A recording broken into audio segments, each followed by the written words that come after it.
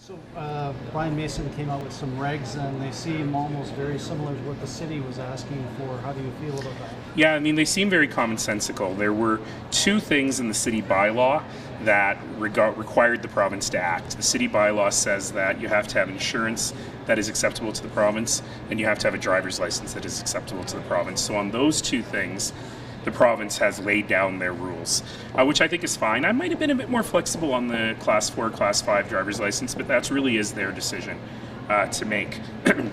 I was also very, very pleased to see that the province is requiring a police check done by the police. I think that is common sense. It costs $30, takes about a week, and I can't imagine how either of those are onerous on potential drivers. Now, July 1st for new insurance product, isn't that too late? I'd like to see it faster than that because I'm a bit greedy. Greedy is the wrong word.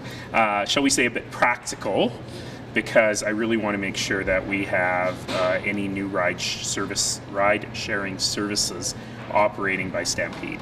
Now that said, if the insurance policies are in place end of June, early July, that should be okay as long as we are able to negotiate other elements out with potential new entrants before then. Do you think these new entrants will want to participate and, I guess, take advantage of some of that Stampede money?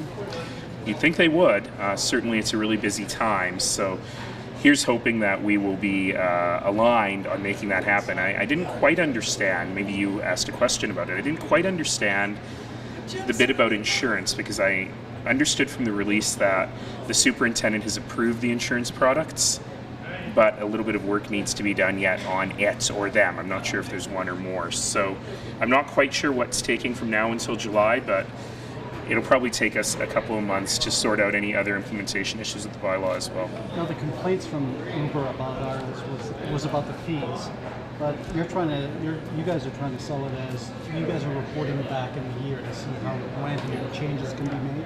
Yeah, and even before then, Uber had 4 points of contention. With the province's decision today, I would argue that 2 of those points of contention are no longer on the table. The third one had to do with inspections, and we moved from a twice yearly inspection to once yearly or every 50,000 kilometers, whichever comes first, which I think significantly addresses Uber's concern. I still think we do need to do the proper big 134-point inspection, takes an hour or so, rather than the 5-minute $30 inspection. I think most riders would prefer that. So that means that it really is about money, and Uber, if they want to come to the table with a new fee process which still allows the city to cover its costs so we're not subsidizing them, I'm very happy to listen to that.